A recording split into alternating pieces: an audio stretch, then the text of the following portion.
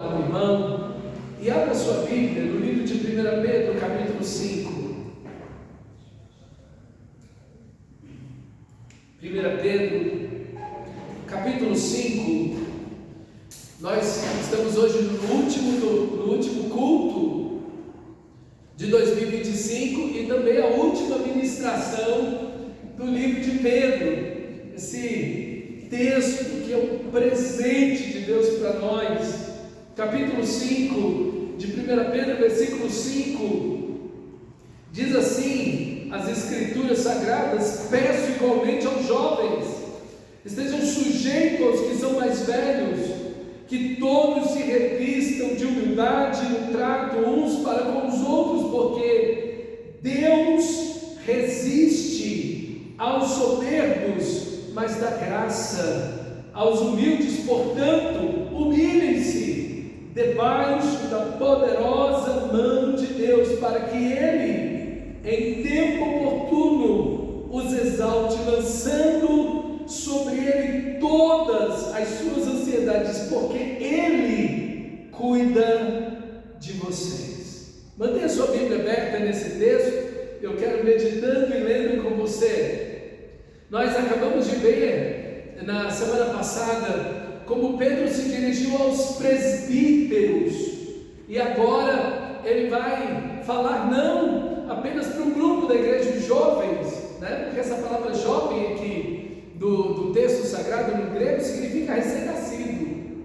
Então a igreja não era um berçário, né? A igreja não era uma creche. Na realidade, a ideia aqui de jovens aqui, ela inclui toda a igreja. Parece que é uma comunidade que faz pouco que se reúne, ou que carece, como nós vimos no nosso texto aqui de 1 Pedro, de maior maturidade espiritual. Então por isso ele chama eles de jovens, de recém-nascidos, né, de juvenis, de novos. Em contraposição, você vê a palavra velhos no texto, nessa primeira frase aí, ok? Você vê a palavra velhos, peço igualmente aos jovens, estejam sujeitos aos que são mais velhos. A palavra velhos aí é a palavra grega presbítero. Então, ele acabou de falar aos presbíteros no versículo 1 do capítulo 5, ok? Então, veja, ele está aqui falando a toda a igreja, e ele está pedindo a toda a igreja aqui, falando com toda essa comunidade, que eles devem se submeter, eles devem ser como diz o texto sagrado, igualmente os jovens estejam sujeitos aos presbíteros. Então toda a igreja sujeita aos presbíteros. Como nós vimos na semana passada aqui, o dever dos pastores de pastorear o rebanho de Deus, que Ele constituiu vocês como pastores, como presbíteros. Então a palavra que pastoreia, essa figura de linguagem que Pedro usa, é a mesma de Jesus em João 10, o bom pastor. E 5 coisas estão anexadas à ideia de um pastor. O pastor fazia 5 obrigações, ele tinha com as suas ovelhas. Ele alimentava, ele cuidava, ele guiava, ele protegia, mas ele também corrigia essas ovelhas. Então essas 5 coisas estão ligadas ao ato, à profissão do pastor. Então a figura de linguagem retorna aí a imagem para a gente do pastorear. E o pastor aqui, o presbítero, aquele que é mais velho na fé, aquele que é mais maduro na fé, essa é a ideia de presbítero. Paulo concorda exatamente com isso, por isso que ele diz que não deve ser um recém-plantado, um neófito, que deve ser colocado como pastor, para que ele não se ensoberbeça e incorra na condenação do diabo, que é o pecado do diabo, o orgulho, a soberba. Então, a ideia de velhos aqui não é de idade, a ideia de velhos aqui é de maturidade espiritual, ok? Então, o pastor aqui, os presbíteros, deveriam pastorear a igreja, e a função principal do pastor, como vimos, é ensinar. Ele alimenta por meio do ensino, ele cuida por meio do ensino, ele guia por meio do ensino, ele protege por meio do ensino, e ele disciplina por meio do ensino. Então o ensino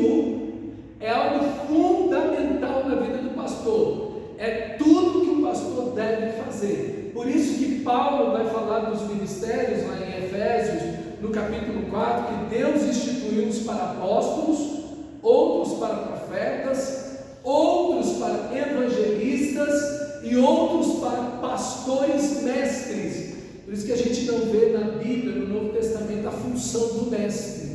A gente vê sempre um pastor ensinando. A gente não vê o ministério de mestre ser exercido. É sempre uma coisa que está ligada à outra. É a função do pastor ser o mestre. Só pode ser o pastor quem é apto para ensinar, vai dizer o apóstolo Paulo. Tem que ser capaz de ensinar. Se não tem capacidade de ensinar, não pode ser o pastor, ok? Então é uma prerrogativa bíblica aqui para o pastor. E nós vimos que tipo de pastor as ovelhas devem se submeter. Então veja, ele começa falando para os presbíteros, para os pastores, do versículo 1 ao 4, as qualidades que esse pastor deve ter, do verdadeiro pastor, ok? Ele está com a imagem de Jesus na sua cabeça, perfeito? E agora ele transmite essa imagem para a gente, do versículo 1 ao 4, os verdadeiros pastores são chamados por Deus,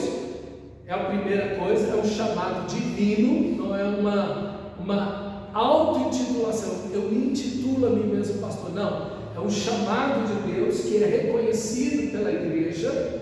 Também ele ama o Senhor e ele ama a igreja, é uma das evidências do verdadeiro pastor. O mercenário, disse Jesus, está atrás do dinheiro, e é exatamente o que ele vai dizer aqui. Logo em seguida, Pedro vai falar disso, que ele deve amar o povo e não ser avarento, ele não deve estar no ministério por obrigação, por imposição, ele também não deve estar no ministério por causa do dinheiro, mas ele deve se sacrificar pelo rebanho, e ele não deve ser um dominador, um controlador do rebanho.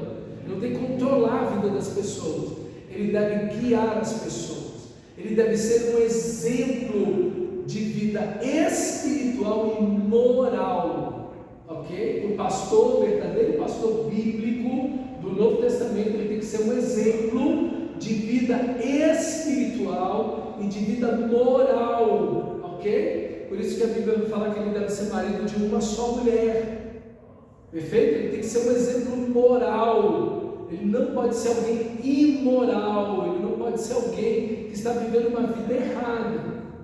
Então, aqui estão esses princípios, somente a esses pastores, a um verdadeiro pastor nós temos que nos submeter. Ok? Então, a um verdadeiro pastor, a submissão, ok? A obediência a gente deve prestar, perfeito? Então, a gente não deve se submeter a alguém que, dizendo-se um pastor, se desvia daquilo que é o exemplo, o modelo bíblico do pastorado, perfeito? Então, a Bíblia nunca nos manda nos submeter a alguém que está vivendo uma vida errada, e então a gente se submete àquela pessoa, de jeito nenhum. Pelo contrário, esse termo aqui de se submeter significa um termo militar, onde os soldados se organizam sobre as ordens de um oficial. Então veja, ele usa duas figuras de linguagem, primeiro de um pastor e depois uma figura militar. O pastor conduz as ovelhas. Aqui o ofício militar de submeter, todo mundo se organiza sobre as ordens de um oficial. E aí existem duas ideias bem bonitas aqui. A primeira é que quando o cristão, ele deve se submeter aos verdadeiros pastores, porque quando ele não faz isso, quando um cristão não se submete a um verdadeiro pastor, ele está em perigo, assim como uma ovelha que está no deserto sozinha, vai se tornar presa fácil dos lobos, ok? Então, aqui Paulo vai dizer, e Paulo vai falar isso várias vezes, quando ele está cuidando da igreja, protegendo a igreja, ele vai falar, olha, esses tais são inimigos da cruz de Cristo. Quando Paulo vai falar sobre lançar fora o fermento velho, todas as duas vezes que ele diz isso, em 1 Coríntios capítulo 5, e também em Gálatas, ele vai falar isso no capítulo 5 também, todas as duas vezes que Paulo fala isso, ele está falando de jogar fora o fermento velho. O contexto ali é não se submeter a falsos pastores, ok? Então Jesus chama de falsos pastores os judeus, os fariseus, os sacerdotes que estão ali fazendo uso do povo de Israel. Então ele chama esses homens de ladrões e salteadores. Jesus vai dizer: todos os que vieram antes de mim são ladrões e salteadores. E o ladrão vem somente para roubar, matar e destruir. O ladrão não é o diabo nesse texto. O ladrão nesse texto não é o diabo. Nesse texto, o ladrão são os falsos mestres, são os religiosos, os sacerdotes, os fariseus, os religiosos que estão lá simplesmente atrás do povo de Deus por causa de dinheiro. Então esse é o objetivo dos falsos pastores, e a gente deve ter cuidado com isso, ok? Então se você tem um verdadeiro pastor e não se submete a ele, você se coloca em risco. Quando você tem um verdadeiro pastor e não procura esse pastor para você se aconselhar, não ouve as mensagens, não está nos cultos, não é alimentado, não está sendo pastoreado, você mesmo se coloca em risco. Você mesmo se expõe aos falsos mestres e falsos ensinamentos. Assim, da mesma maneira, a outra figura de linguagem, quando a figura de linguagem militar, né? Quando os soldados são insubordinados ao oficial instituído, isso é um crime. Na época de Pedro, mas também hoje, quando os soldados se rebelam contra o oficial, isso é um crime, eles são punidos. Então, meus irmãos, aqui nessas duas figuras de linguagem, você se coloca em risco em uma, como ovelha que não se submete ao pastor, e em outra você peca contra a autoridade, você peca contra Deus, que colocou um verdadeiro pastor na sua vida. Então isso é muito importante, porque nós vivemos hoje num tempo em que as pessoas não querem se submeter a nada e a ninguém, e isso inclui os pastores que são verdadeiros pastores, ok? Então hoje os pastores, eles estão mais para dar um conselho do que de fato guiar o povo de Deus, e isso é um risco. Pastor não está para dar 5 dicas, olha, eu vim aqui hoje dar 5 dicas para você, não. Isso quem faz é o psicólogo. O psicólogo você paga ele, ok? Você conta para ele os seus problemas, você paga a consulta, conta para ele os seus problemas, ele vai te dar praticamente, em quase todos os casos, toda a razão. Claro, você está pagando, levanta a razão a você. Vai te dar algumas dicas, vai colocar a culpa em todo mundo, menos em você, porque você está pagando. Então, queridos, o pastor não faz isso. O verdadeiro pastor não faz isso. O verdadeiro pastor não está para dar 5 dicas, o verdadeiro pastor não está para dar simplesmente conselhos. Nós, pastores, estamos para dar a você a palavra de Deus, os mandamentos do Senhor. Não são meus mandamentos, são mandamentos e é a palavra de Deus. Por isso que a Bíblia vai falar no Antigo Testamento que o povo vinha para consultar o Senhor. Essa expressão é muito interessante. Jetro, o sogro de Moisés, disse assim para ele: o que tu está fazendo? É que o povo inteiro veio até me consultar o Senhor. O que significa consultação? Por exemplo, Davi consultava o Senhor, Saul consultou o Senhor, o povo de Israel consultava o Senhor. Então veja, as pessoas iam consultar o Senhor. O que Moisés dizia para o povo? O que Samuel, quando vieram consultar ao Senhor, o que Samuel dizia? Claro, ele não ia dizer: calma aí, deixa eu orar a Deus aqui, deixa eu consultar o Senhor aqui. Não é isso. Ele ia pegar, ouvir o que a pessoa estava dizendo e ia dizer: as Escrituras dizem isso, a lei de Moisés diz isso, a santidade de Deus te guia para esse caminho, a atitude que você deve tomar, o caminho que você deve escolher é exatamente aquele que está de acordo com a santidade de Deus, com a verdade de ok? Isso é consultar o Senhor. Então, quando você não consulta o seu pastor em decisões cruciais, importantes, você tem grande chance de tomar decisões erradas. Por quê? Olha o que diz, eu acho tremendo esse texto de Malaquias capítulo 2. Malaquias capítulo 2 é uma palavra para os sacerdotes do povo de Israel. Malaquias é o último profeta do Antigo Testamento. É uma palavra que Deus está dando para os pastores da nação de Israel, que não estão pastoreando a nação de Israel de maneira correta. Eles estão ali por causa do dinheiro, eles estão ali vivendo uma vida imoral, eles estão adulterando. E há uma expressão tão forte no texto, que às vezes dá até vergonha de você ler ou de expressar no púlpito. Mas eu vou ter que dizer, Deus diz, quando vocês, que são falsos pastores, abençoam o povo, eu torno essa bênção em maldição. Olha o perigo de estar debaixo de um pastor que não é um verdadeiro pastor. Quando vocês abençoam o povo, eu torno essa bênção em maldição. Eu vou pegar vocês, e eu vou pegar as fezes dos animais lá sacrificados. Quando sacrificava os animais, havia barriga, tirava lá, o povo diz no Nordeste, o redenho, o fato, ok? O redenho, o intestino, onde estão as fezes dos animais, jogava pelo fora. Deus diz, essas fezes eu vou pegar e esfregar na cara de vocês, e vou jogar vocês, falsos pastores, fora, junto com essas fezes. Irmão, é uma das palavras mais duras que Deus dá. Depois você lê o capítulo 2 de Malaquias, você fala, meu Deus do céu. Por quê? Porque eles estão ali por causa do dinheiro, porque eles estão ali desviando o povo da vontade de Deus. O texto vai repetir algumas vezes a expressão, vocês não honraram o meu nome. E aqui está o problema, é quando eu quero agradar você e então eu não honro a Deus. Irmão,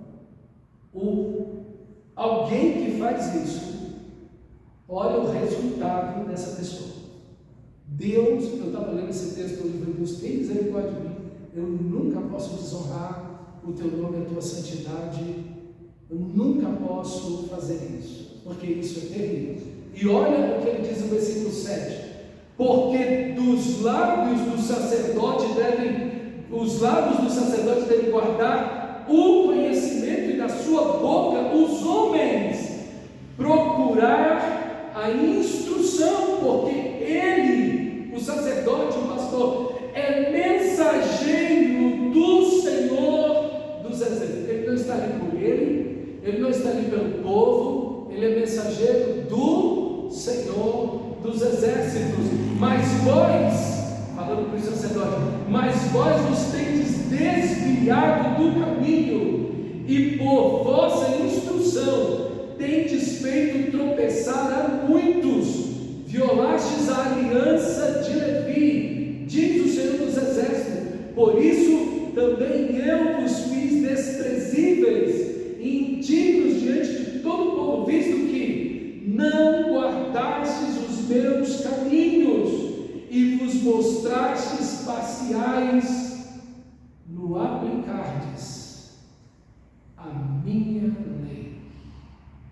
Parcial, prego um texto e não prego outro, digo uma coisa e não digo outra, não quero desagradar o irmão ali, a irmã ali, então eu não falo tal ou tal coisa. É parcial no aplicar a palavra de Deus. Irmão, quando essa é a responsabilidade do pastor, o povo deve buscar da boca dele a palavra de Deus. Por isso que primeiro ele fala para os pastores, e Tiago concorda com ele, diz, não queiram muitos de vós serem mestres, sabendo que haveremos de receber maior condenação. Então, todos os princípios, toda a vontade, o caráter de Deus, em todas as circunstâncias da vida, o pastor, ele deve trazer a palavra de Deus para o povo de Deus. Nem sempre, irmão, isso vai agradar a mim ou a você. Mas nós precisamos permanecer firmes na palavra do nosso Senhor. Na palavra do nosso Senhor. E não tenha dúvida, o verdadeiro pastor, ele vai querer desagradar você e não a Deus. Ele vai querer desagradar a mim e não a Deus. Ele vai buscar, com certeza, agradar ao Senhor no conselho, na orientação que Ele vai trazer a você.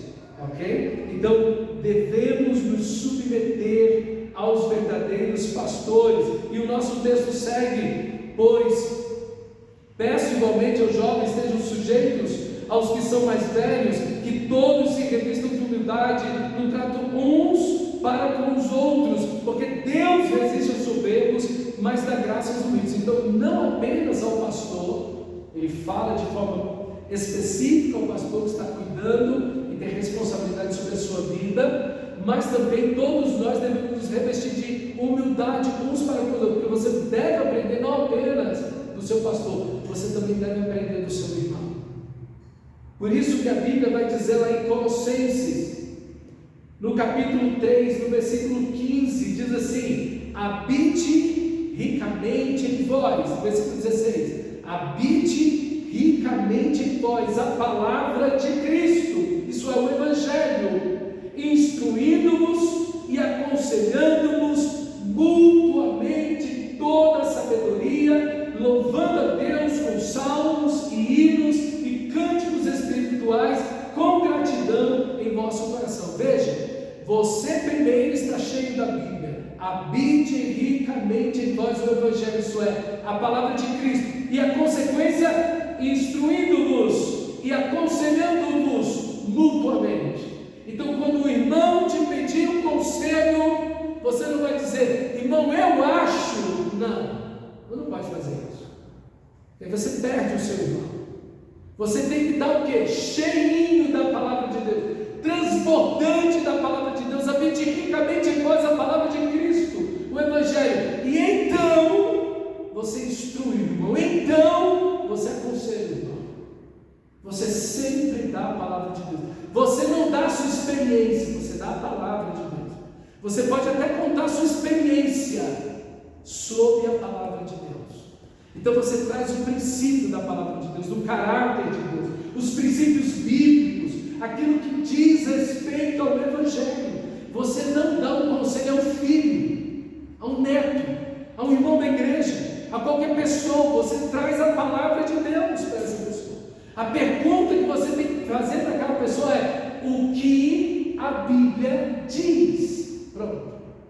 É isso que você tem que dizer. Irmão amado, o que a Bíblia diz a esse respeito? O que Jesus viveu a esse respeito? Quais os princípios que Cristo nos ensinou sobre essa situação? Há algum irmão em Cristo no Novo Testamento que viveu algo parecido? Alguém da história bíblica que viveu algo parecido que você está vivendo? O que Deus te chama a fazer na sua palavra a respeito disso? É isso que nós devemos fazer. Habite ricamente em vós a palavra. Você quer o bem das pessoas? Você quer o sucesso na vida das pessoas? Você quer que essas pessoas estejam agradando a Deus? Dê a palavra de Deus para elas. E além disso, você vai estar livre do sangue daquela pessoa, de um conselho errado. Porque você num conselho, você pode levar essa pessoa para um caminho que nem sempre tem volta. Nem sempre tem volta. Eu já disse: olha, menina, minha filha, não case com esse rapaz. Não case com ele. Esse rapaz não é de Deus. Disse na frente dele e dela. Ele não é de Deus. Insistiu, foi, engravidou, casou grávida. 2 anos depois estava divorciado. E vivendo aonde? Na bagaceira até hoje. Por quê? Não houve conselho, mas eu estou livre, porque eu disse a palavra de Deus. Então, irmão, aqui está o que nós devemos fazer. Irmão, não tenha medo. A gente vive hoje uma síndrome que eu não posso dizer não para o meu filho. Eu não posso contrariar os meus filhos ou os meus netos. Não faça isso. Se você tem que dizer uma verdade para o seu filho, diga toda a verdade, com lágrimas nos olhos, mas não deixe nem um pouco da verdade para trás. Diga toda a verdade em amor para o seu filho, mas diga toda a verdade. Diga toda a verdade, porque isso é uma proteção para o seu filho, ok? Isso é uma proteção para a gente. Então, todos nós, revestidos de humildade, porque Deus resiste ao soberbo. Então, a soberba aqui, Jesus disse: aprendei de mim, e é isso que está na mente de Pedro: aprendei de mim que sou manso e humilde de coração. A humildade, Deus é humilde, isso é extraordinário, né? Deus é humilde. Eu estava comprando uma coisa na fila e um senhor estava atrás de mim e ele estava falando lá que tem muita ganância no mundo e que o dinheiro, ele usou uma expressão como se o dinheiro fosse maligno, como se o dinheiro fosse uma coisa do mal, das trevas. Eu disse: não, o dinheiro não é mal. Eu falei: Deus, Ele tem todas as coisas, toda a riqueza, toda a glória de Deus. O dinheiro não corrompe ninguém. O problema não é o dinheiro, é o seu coração e o meu coração. Ele disse: não, meu coração é bom. Eu repeti para ele: o problema é o seu. Nunca tinha visto fome na minha vida. Lá eu, na fila do mercado, dizendo para o homem que o coração dele é ruim. Eu disse: eu não cheguei tanto, mas eu disse mais ou menos isso. Eu disse para ele: o seu e o meu coração são ruins, e de todas as pessoas. E é isso que estraga tudo. Mas Deus é bom. Para eu me incluir, para ele não se sentir mal, né? Eu não estaria dizendo a verdade se eu dissesse que meu coração pende para o mal, né? Aí o versículo 6, olha lá: portanto, já que Deus resiste aos soberbos, Deus está irado contra os soberbos, o rosto de Deus está fechado, irado contra os soberbos, os orgulhosos. Irmão, está aí uma coisa que a gente precisa sempre lutar, é contra o orgulho. O orgulho está no meu coração e no seu coração. Ninguém está livre desse negócio. E quando você é orgulhoso, o pai fica bravo. Ele fecha a cara para você estar ali. Então a gente sempre humilde, sempre dependendo dele, sempre reconhecendo as nossas falhas, sempre reconhecendo aquilo que a gente faz de bom e de ruim, sempre dependendo dele, sempre prostrado de coração diante do seu Senhor, porque quando você faz isso, você encontra o amor de Deus. Os orgulhosos nunca vão encontrar o amor de Deus, porque Deus resiste ao soberbo. A ideia aqui é que Deus está com a mão, Deus não deixa você chegar perto. A ideia aqui é essa. Deus, ele coloca barreiras para você não se aproximar dele quando você é orgulhoso, ok? Então, não seja orgulhoso em nada, em momento algum, ok? Versículo 6: portanto, já que Deus resiste ao soberbo, portanto, humilhem-se debaixo da poderosa mão de Deus, para que ele, em tempo oportuno, vos exalte. Então, a ideia do texto aqui é que nós nos humilhamos, nós dependemos de Deus, nós esperamos o tempo de Deus, nós esperamos as oportunidades de Deus, nós esperamos o querer de Deus. Se Deus está trabalhando conosco, isso é bom para nós. Às vezes a gente não sente assim, né? Mas a tribulação, o problema, a enfermidade, as lutas, as limitações que Deus impõe sobre nós, que Deus permite às nossas vidas, Ele sempre vai tratar a raiz do pecado, que é o orgulho. Então nós precisamos nos humilhar. Eu acho que Pedro entendeu isso muito bem. Pedro, quando ele estava, e a gente vai tocar nisso ainda agora, mas parece que é isso que está na cabeça de Pedro, o momento em que Jesus diz para ele: olha, todos vão me abandonar, vão me deixar. E Pedro diz: menos eu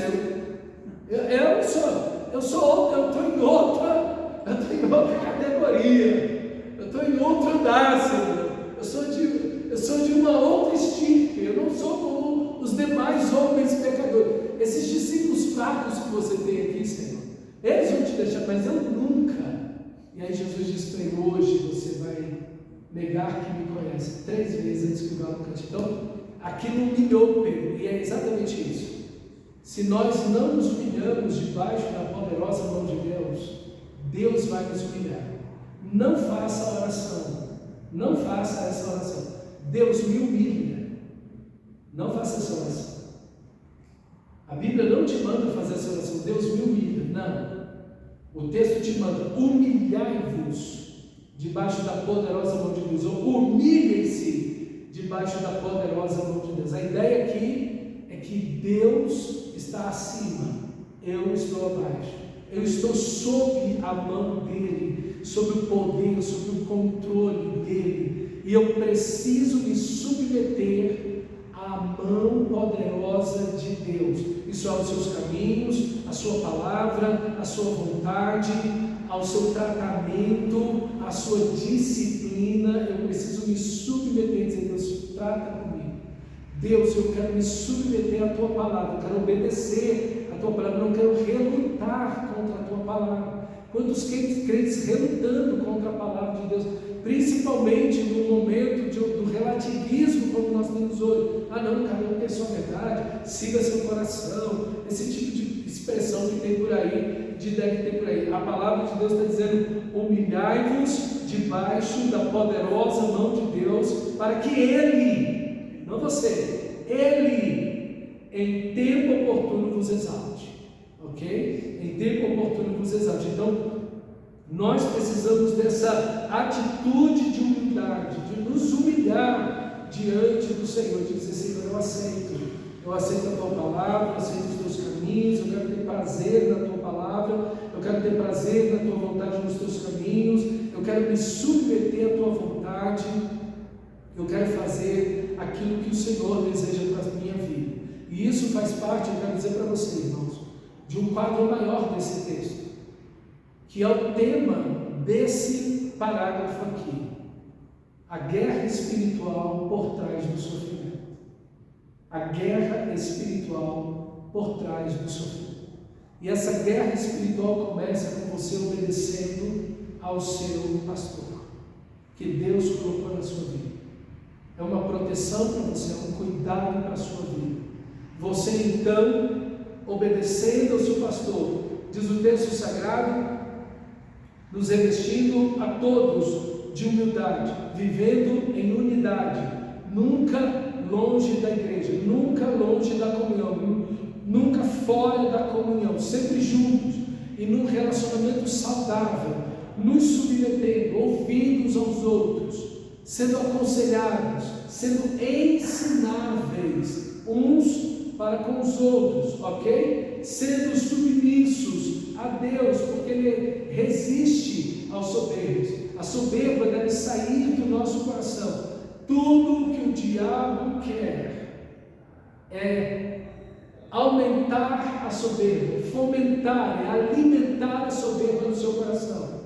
Vamos? Você não é o filho de Deus? Atira-te daqui para baixo, porque aos teus anjos dará ordem ao teu respeito. Agora tem um negócio aí mais louco possível. O pessoal, o pregador está aqui pregando, de repente,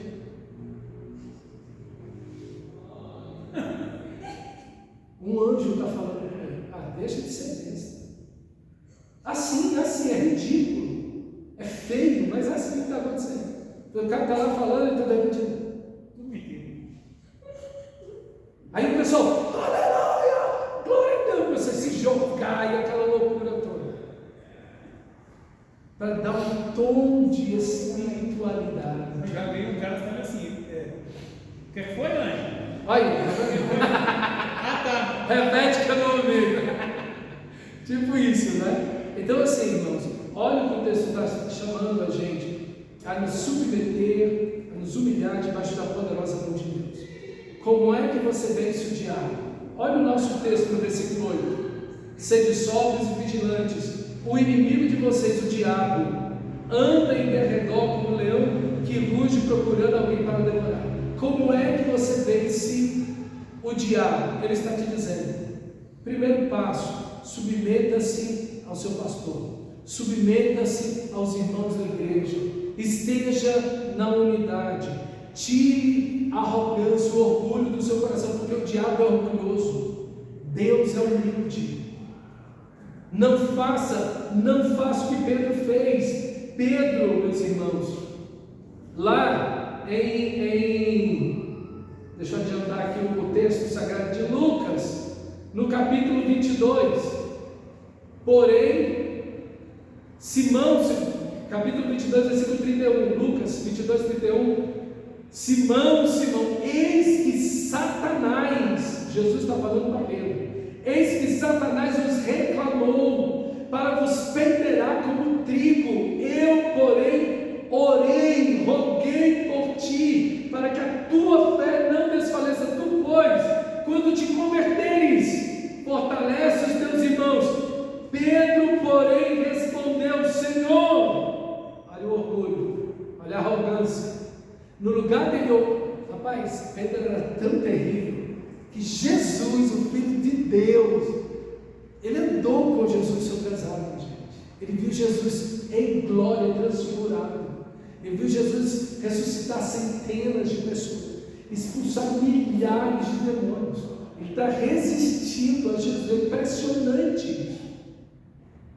Quase que eu botei uma frase aqui na minha mensagem: há um Pedro dentro de você, ou todos nós somos Pedro, porque não é possível. Jesus está falando, a palavra de Deus está aqui, tem gente discutindo com a Bíblia. Eu não concordo, eu acho que não é assim, eu aceito isso, não aceito o outro. Não.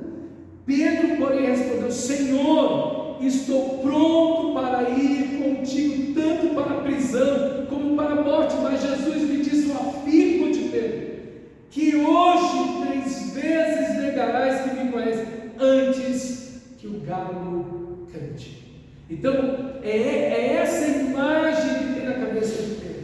Quando ele está falando tudo isso aqui, ele está falando da experiência dele, ele está falando dele, da realidade dele. O pastor dele estava ali dizendo: Pedro, cuidado. E ele estava lá insubmisso, insubordinado, resistindo ao seu pastor. O pastor está alertando ele: Pedro, há uma realidade espiritual que os seus olhos não podem ver. O diabo está atrás de você, sedento pela tua vida. Eu estou orando por você, eu estou lutando em oração por você. Que isso, gente? Eu sou mais eu não preciso das tuas orações, eu não preciso que o Senhor se preocupe comigo, eu vou para a morte contigo. Meu Deus do céu, esse é Pedro, irmão. Pedro passou por isso, e ele está vendo que aqueles irmãos que estão ouvindo a mensagem dele, do livro dele, estão em sofrimento, estão em luta, estão em desafios. Satanás quer roubar a fé de todo cristão, quer fazer a fé de todo cristão fracassar, vacilar, fomentando nos corações orgulho, colocando em submissão no coração de cada irmão, contra o pastor, contra a própria igreja, enfim, irmãos. Há uma resistência, uma luta espiritual, verdadeira, real, que acontece, que está presente contra a vida cristã. Tentações, lutas contra a sua vida. E você precisa estar com seus olhos abertos, humilde debaixo da mão poderosa do Senhor, dependendo do Senhor, orando ao Senhor. Jesus está orando por Pedro. Pedro, que orar o quê? No lugar de orar, eu vou tirar o cochilo. Pronto. Eu estou tão em mim, eu estou tão suficiente em mim, que na hora que Jesus falou para orar, eu vou tirar o cochilo. Que orar o quê? Vim para culto de oração o quê? Vim para culto de Bíblia, para quê? Estudar mais a Bíblia, ir para o culto todo domingo, para que isso? Eu sou mais eu. E o diabo só se anda, jogando você de lá para cá, e usando as suas ansiedades. Olha o versículo 7 comigo. Outra coisa que está aí na batalha espiritual: lançando sobre ele toda a vossa ansiedade, porque ele tem cuidado de vós. Imediatamente ele vai dizer: sejam sóbrios e vigilantes, o inimigo de vocês, o diabo. Ele conecta as nossas ansiedades com a realidade do diabo. Que coisa, hein? Que coisa impressionante. Então veja, tudo isso que Pedro está fazendo, tudo isso que Pedro está falando, é chamando a atenção desses irmãos a uma realidade espiritual. É interessante que onde Pedro termina, a gente começa. A gente começaria esse livro dizendo assim: o diabo está indo atrás de vocês, cuidado. Pedro não, vai falar para eles manter comunhão com Deus, orar, buscar o Senhor, estar unidos, entender a cultura, viver a palavra de Deus, imitar a Cristo. Hoje em dia o pessoal vira a coisa de pé a cabeça. Iam botar a culpa no diabo e tudo, e todo mundo ia viver a mesma vida, e simplesmente botar a culpa no diabo. O que não dá certo é tudo. Mas Pedro faz o contrário. Ele orienta o povo, ele alimenta o povo, ele alerta o povo, ele mostra Cristo, ele revela a glória de Deus, e no final do livro ele vai falar da realidade de que há um inimigo e ele está contra o povo de Deus. E nós não podemos negligenciar essa realidade, porque Pedro negligenciou isso lá na ceia e negou Jesus. E é isso que ele não quer que aconteça comigo e com você. É isso que ele não quer que aconteça conosco. Por isso o alerta dele. E uma das coisas, um dos pontos de grande tentação são as nossas ansiedades. Essa palavra ansiedade aqui, ela é muito interessante porque ela significa perder. Perder. Você perdeu, você dividiu. É a palavra para dividir. Isso é você não tem tudo. Você não tem o controle de tudo. Você não tem a posse de tudo. Então você perdeu. A ideia de ansiedade é a ideia de não ter o controle de tudo, porque você perdeu. Agora pai, pensa na sua vida. Do que você de fato, absoluta e integralmente, indiscutivelmente tem controle da sua vida? De nada. Não tem controle da sua saúde. Você não tem controle de amanhã. Você não pode fazer um fio de cabelo na tua cabeça ficar preto ou branco. Não tem controle de absolutamente nada. De fato, não. De fato, não. De algumas coisas você tem controle em certa medida, mas em absoluto ninguém tem controle de nada. E é isso que ele está falando. Nessa ansiedade que a gente tem, o diabo pode agir. Na ansiedade, aqui na necessidade de Jesus, que o texto diz, ele teve fome, o diabo se aproximou. O diabo esperou Jesus ter fome. O diabo esperou a necessidade. O diabo esperou a ansiedade. Não que Jesus teve ansiedade no sentido de, ai, agora, não, mas ansiedade no sentido de ter a fome em si, algo natural. Nesse momento, até naquilo que é natural, o diabo vai usar para desviar a sua fé de Deus. Não é filho de Deus? Transforma as pedras em pães. Ele é um oportunista. Ele é o diabo. Ele é o diabo. Então, veja, irmãos, que o diabo vai usar ansiedades, necessidades, oportunidades, talentos. Ele vai usar qualquer coisa para destruir a sua fé. Para destruir a sua fé. Cuidado.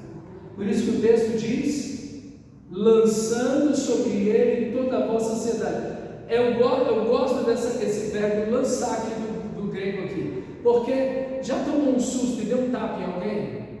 Você está lá distraído, fazendo não sei o quê, e de repente alguém vem, bum, e você, pum, dá um socão na pessoa. É exatamente essa palavra aqui.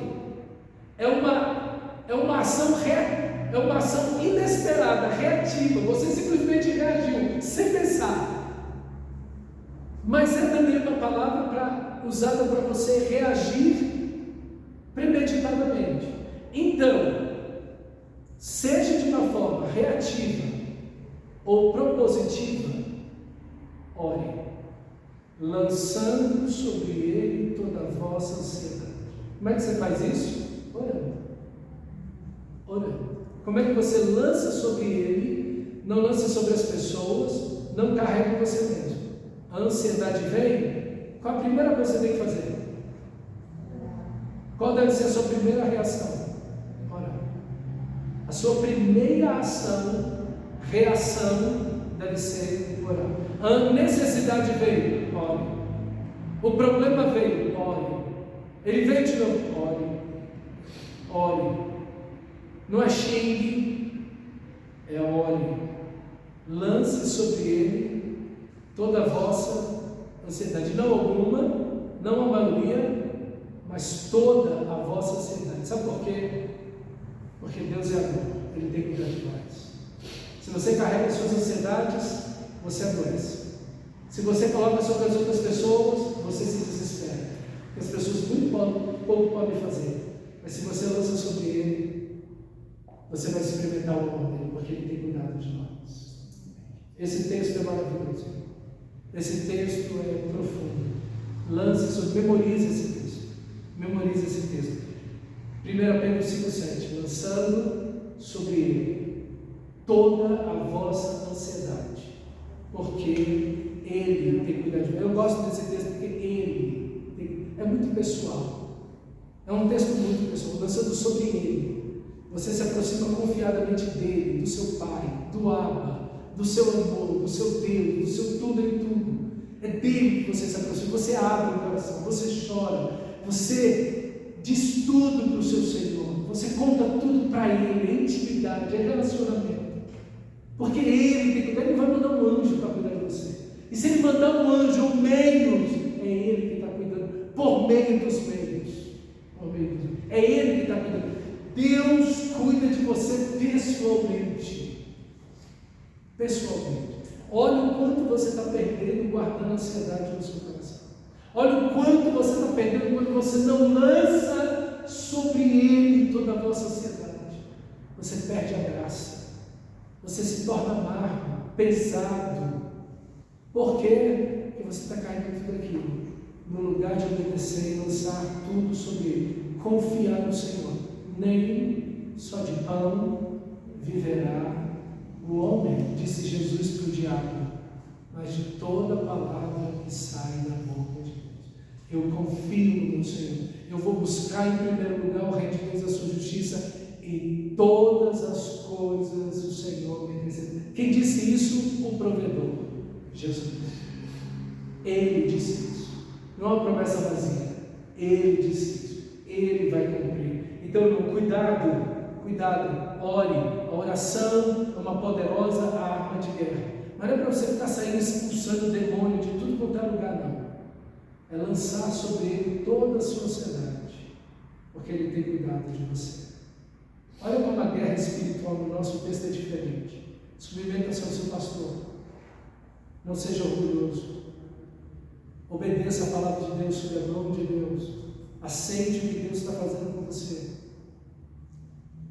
Esteja na unidade da comunidade, aconselhando-se uns aos outros. Ore, lançando sobre ele toda a vossa ansiedade. Ele está cuidando de você. E o texto segue dizendo, versículo 8, aqui, sejam sóbrios e vigilantes. Mente sóbria, não embriagados. Mente alerta. A mente do cristão deve estar discernindo tudo e está esclarecido, cheio da palavra de Deus. Uma mente sóbria. Sede sóbrios e vigilantes. Abre os olhos, não durma quando você tem que orar, não durma quando você tem que ler a Bíblia, ok? Esteja sóbrio e vigilante. Esteja nos cultos, esteja em oração, esteja presente, esteja sóbrio e vigilante. Olha o quanto de coisa você já não aprendeu hoje aqui nesse culto. Quantos alertas da palavra de Deus você não aprendeu aqui nesse culto hoje? Seja sóbrio e vigilante. Por quê? O inimigo de vocês, o diabo, anda em derredor como um leão que ruge, procurando alguém para devorar. Então essa é a realidade espiritual. O diabo está querendo tragar a fé do povo de Deus. Ele quer destruir a sua fé, ele quer desviar a sua fé, ele quer enfraquecer a sua fé. Ele quer fazer você duvidar de Deus. Ele quer fazer você desobedecer a Deus. Ele quer encher o seu coração de orgulho, de vaidade, de ansiedades, de medos. Ele quer encher seu coração de tudo aquilo que é contrário à fé. Resistam-lhe firmes na fé. Como é que você resiste? Na fé. Cheio da palavra. A fé vem pela via palavra de Deus. Resista a Ele firme na fé, na palavra, na comunhão, na fidelidade a Deus. Como é que você resiste firme na fé? Obedecendo. obedecendo. Tudo que o diabo quer que você desobedeça. Então o que você tem que fazer? Como é que você resiste firme na fé? Obedecendo. O texto todinho fala sobre obediência. Sujeitar ao pastor, sujeitar aos irmãos, sujeitar a mão de Deus, a palavra de Deus, a vontade de Deus, o caminho de Deus. E agora novamente ele está falando que nós devemos resisti-lo firme na fé, isso aí, em obediência. Obedeça. Você está em batalha espiritual, obedeça, não anda na carne, anda no Espírito. Viva no Espírito e jamais satisfarei os desejos da carne. Ok? Obedeçam, resistindo e firme na fé, certo que os irmãos de vocês, espalhados pelo mundo, estão também passando por sofrimentos iguais aos de vocês. Todos nós estamos lutando pela fé. Todos nós estamos em luta. O povo todo de Deus está em batalha. Se é povo de Deus, em alguma medida vai estar lutando, ok? Em alguma medida. E o Deus de toda graça, de todo amor, e aqui que ele termina. Eu acho lindo porque ele fala do diabo, ele fala da realidade do diabo, mas ele não fala da onipotência do diabo. Eu tenho receio dos pentecostais, não pentecostais por isso. Há uma soberania no diabo. Não, o diabo está em todo lugar, ele está fazendo isso, ele está fazendo aquilo. Entendeu? Mas não tem Deus agindo aqui, não. Não tem Deus operando aqui, não. Deus não está falando, Deus não está fazendo. Deus não está por trás do sofrimento, como em Jó. Foi o diabo, mas foi o diabo sob o comando de Deus, sob o limite de Deus. Ainda que tenha sido o diabo ali, Deus está acima de tudo. Glória a Deus por isso, irmão. Que coisa maravilhosa. E aqui que nós estamos mais o Deus de toda graça, de todo amor, de toda misericórdia, de toda bondade, de toda fidelidade. Deus que tem toda graça, que em Cristo Jesus os chamou à sua eterna glória. Deus te chamou.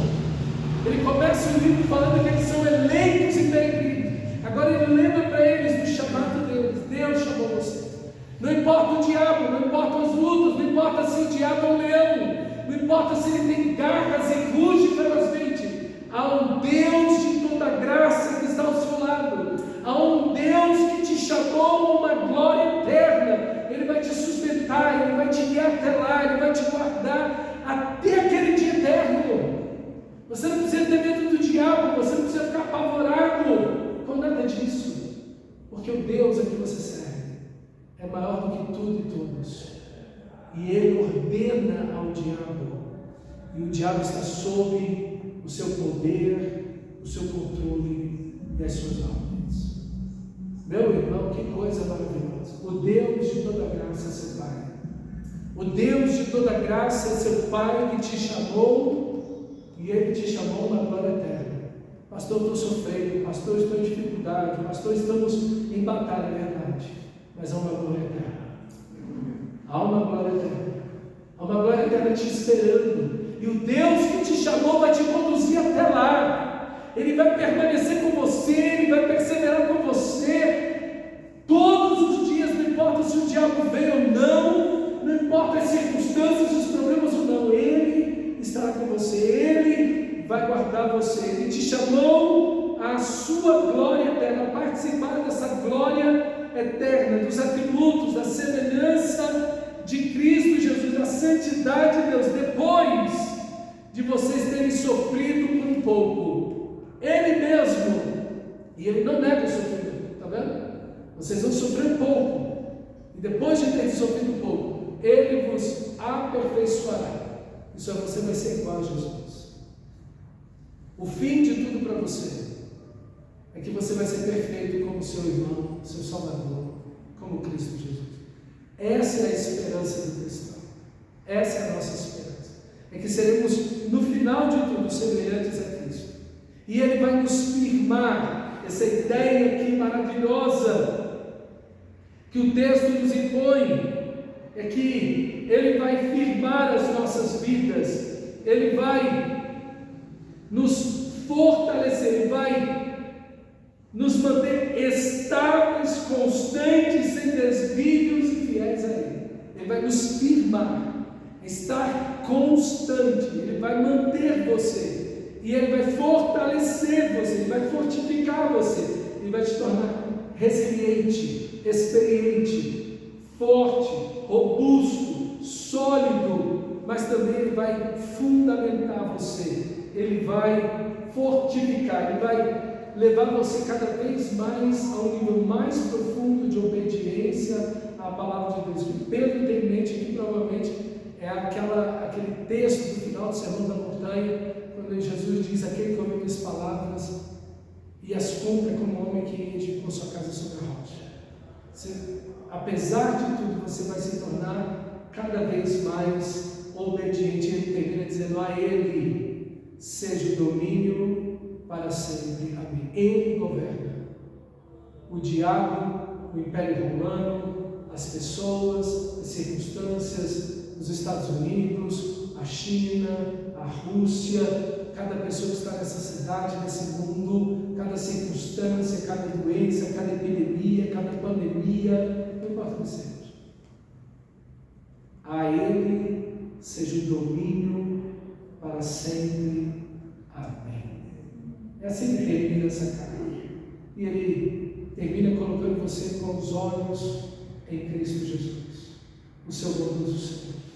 Ele cita Silvano, logo depois, que escreveu e vai levar essa carta até os nossos amados irmãos, carta que eles preservaram com tanto amor e carinho, e entregaram suas vidas. Quantos irmãos morreram por causa dessa carta durante os séculos e milênios, para que essa carta chegasse a mim e você, que nós possamos amar essa carta, vivê-la, que, como ele diz, é a genuína graça de Deus. Continue firmes nessa graça, no versículo 12, e ele vai finalizar dizendo: aquela, a igreja, que se encontra na Babilônia, que era um nome, um codinome, que era dado a Roma naquela época, Babilônia, ok? É a mesma expressão do livro de Apocalipse: caiu uma grande Babilônia, ok? É a mesma ideia. Aquela que se encontra na Babilônia, mesma ideia do exílio babilônico. Aí a imagem dele, Ananias, Misael, Azarias, Daniel, aquela turma toda que estava servindo a Deus no exílio. Há tanta riqueza aqui, irmão. Quanta beleza nesse texto. Aquela que se encontra na Babilônia. E a igreja sempre está no exílio. Ela nunca está na sua própria terra. Ela não chegou ainda lá. Você está a caminho de casa, ok? Somos forasteiros e peregrinos, eleitos, ok? Também eleita, ok? Então a igreja, os crentes que moram lá na cidade de Roma, mandam saudações. E o mesmo faz o meu filho Marcos, aqui a gente não sabe quem é, não sabemos se é João Marcos, que também estava com o apóstolo Paulo, provavelmente preso junto com Pedro, nessa mesma época aqui. Talvez, a gente não sabe, é o que diz a história eclesiástica, mas não temos certeza, mas pode ser João Marcos. Saúdem uns aos outros com um beijo fraterno. Isso é esse amor maravilhoso, essa atmosfera de amor entre os irmãos. Paz a todos vocês em Cristo. Amém. Vamos orar. Que livro extraordinário.